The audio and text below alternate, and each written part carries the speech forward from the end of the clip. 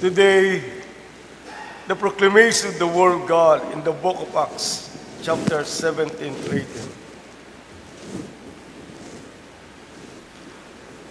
So those who conducted Paul brought him to Athens, receiving a command for Silas and Timothy to come to him with all speed. They departed. Now while Paul waited for them at the Athens, his spirit was provoked within him when he saw that city was given over to idols. Therefore he reasoned in the synagogue with the Jews, with the Gentile worshippers in the marketplace, dealing with those who happened to be there. Then a certain Epicurean and Stoic philosophers encountered him, and some said, "What does the babbler want to say?" Others said, "He seems to be a proclaimer of the foreign gods, because he preached to them Jesus, the resurrection."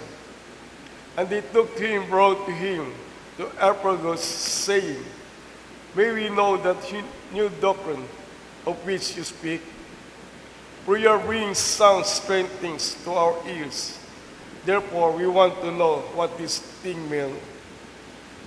For the Athenians and the foreigners who were with us spend their time is nothing else but either to tell, to hear some new thing. Then Paul stood in the midst of the Areopagus and said, "Men of Athens, I perceive that in all things that you are very religious. After these things, Paul and departed from Athens and went to Corinth. The word of the Lord. Thanks be to God. Please stand for our responsorial psalm in Psalm 148. Our response is, "Heaven and earth are full of your glory." Altogether, heaven and earth are full of your glory. Praise the Lord from the heavens. Praise him in the heights. Praise him, all his angels. Praise him, all his hosts. Response, Heaven and earth are full of your glory. Kings of the earth and all the peoples, princes and all judges of the earth, both young men and maidens, old men and children. Response, Heaven and earth are full of your glory. let them praise the name of the Lord, for his name alone is exalted. His glory is above earth and heaven. Response, Heaven and earth are full of your glory. and he has exalted the horn of his people, the praise of all his saints, of the children of Israel, a people near to him. Praise the Lord. Response, Heaven and earth are full of your glory. glory be to the Father, and to the Son, and to the Holy Spirit. It was in the beginning, now and ever shall be, world without end. Amen.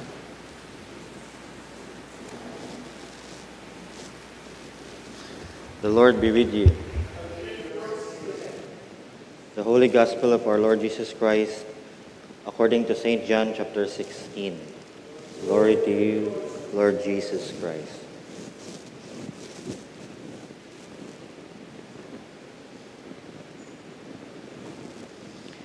I still have many things to say to you, but you cannot bear them now. However, when He, the Spirit of truth, has come, He will guide you into all truth. For He will not speak on His own authority, but whatever He hears, He will speak, and He will tell you things to come. He will glorify me, for He will take of what is mine and declare it to you. All things that the Father has are mine. Therefore I said that He will take of mine and declare it to you. The Gospel of the Lord. Praise to you, Lord Jesus Christ. Please be seated.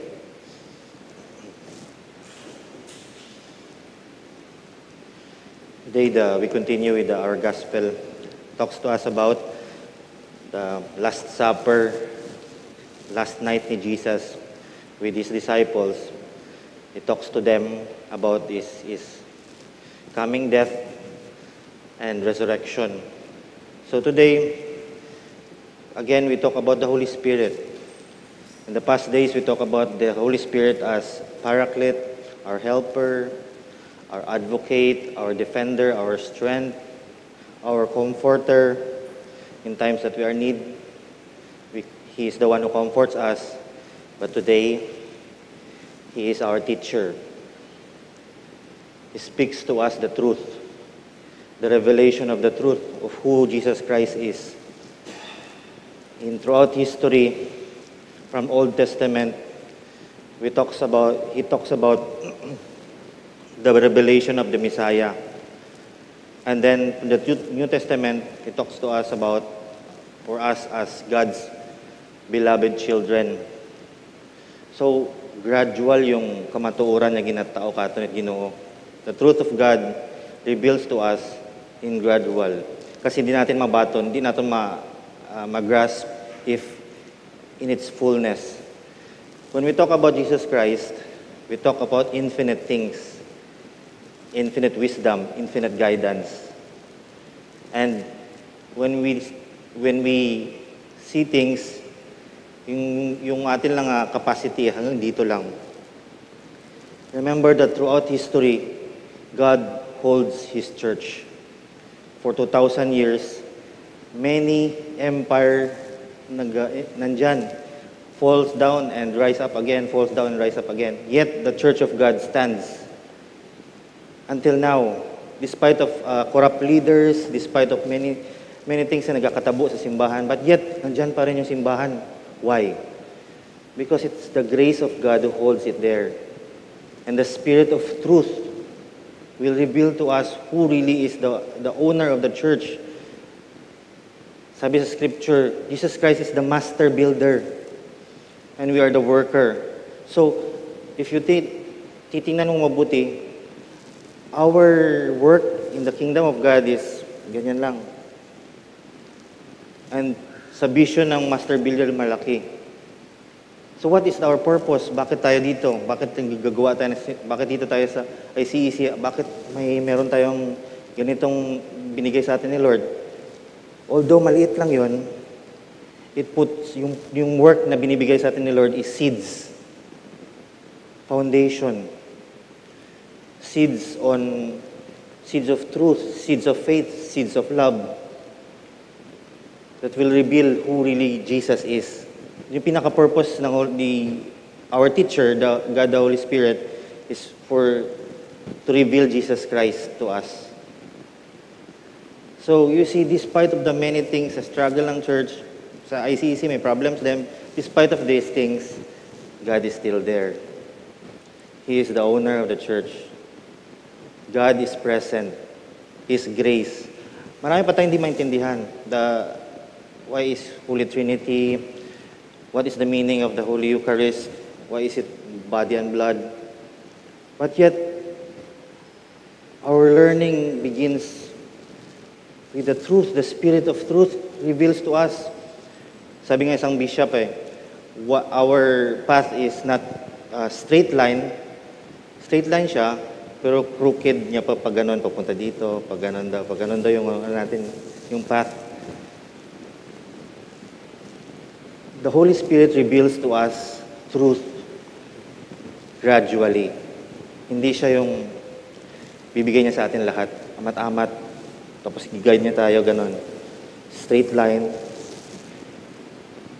And then, as you see these things, it's not just theologically.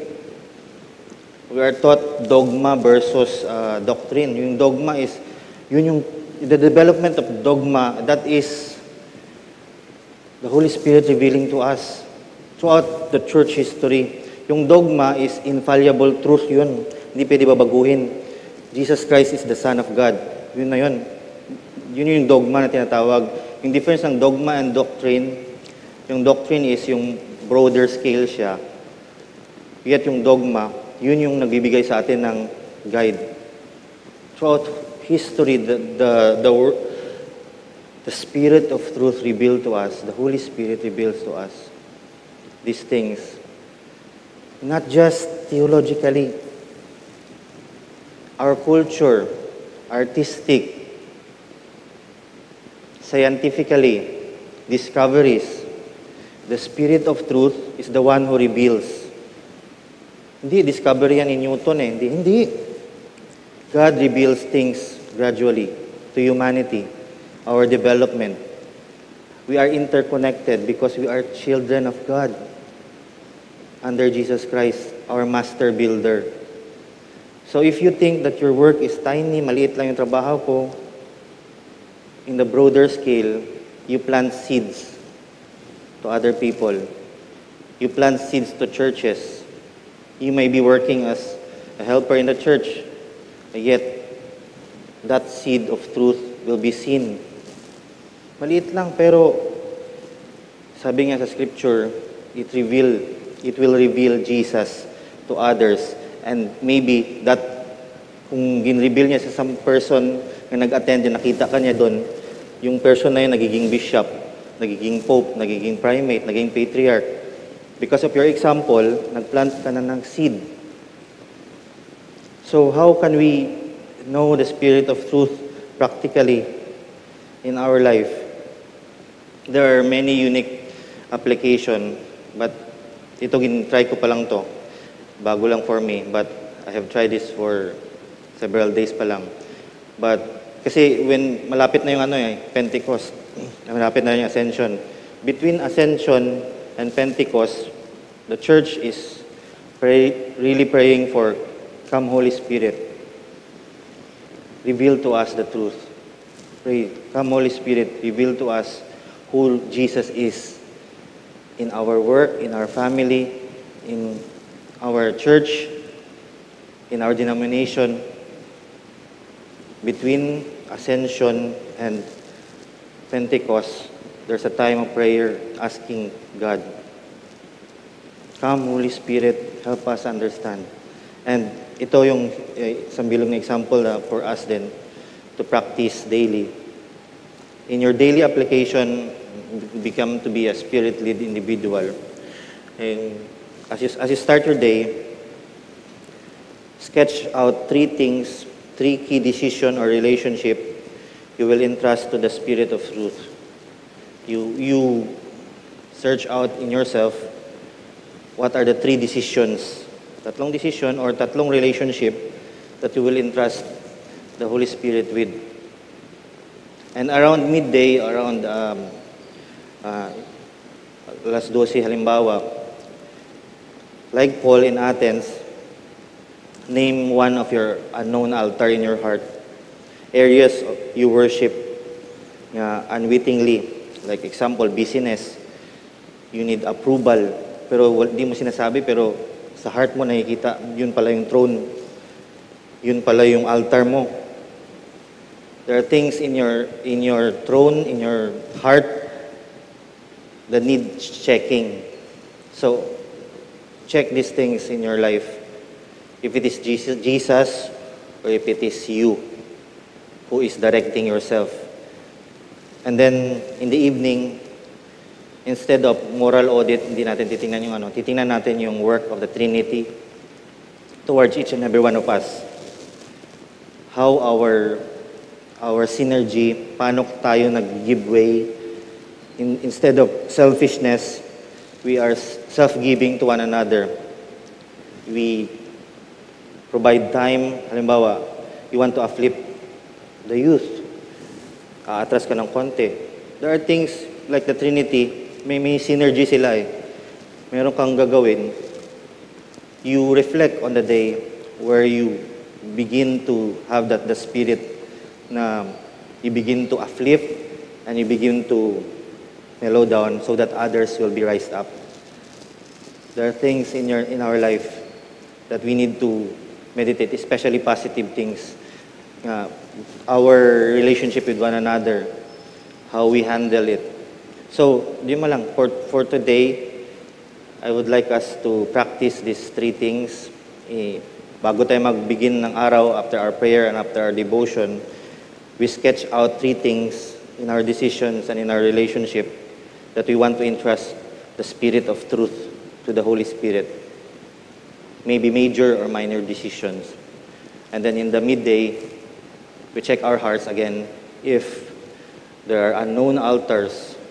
We want in our hearts na kailangan pansinin tayo, approval, or kailangan that we worship, maybe busyness, maybe anything that is in our hearts that does not belong to Jesus Christ as a center of our life. And end of the day, we meditate on our synergy with one another, our self-giving. The word karahay, pero choretic dance with the Trinity. Hindi ko lang ma-explain, pero this is just our synergy with one another, the way we treat one another, unity in Trinity. So the way we give way and the way we uplift others, we reflect by the end of the day.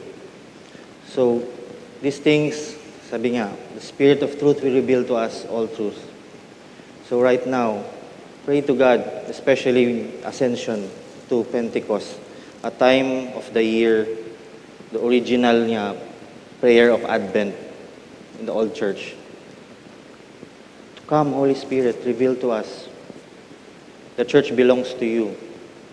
The church belongs to Jesus Christ. The Holy Spirit points to Jesus Christ. So He is the master builder, we are the worker. Many work, maraming trabaho sa simbahan. But yet, God wants us to do things. Hindi natin matatapos yan.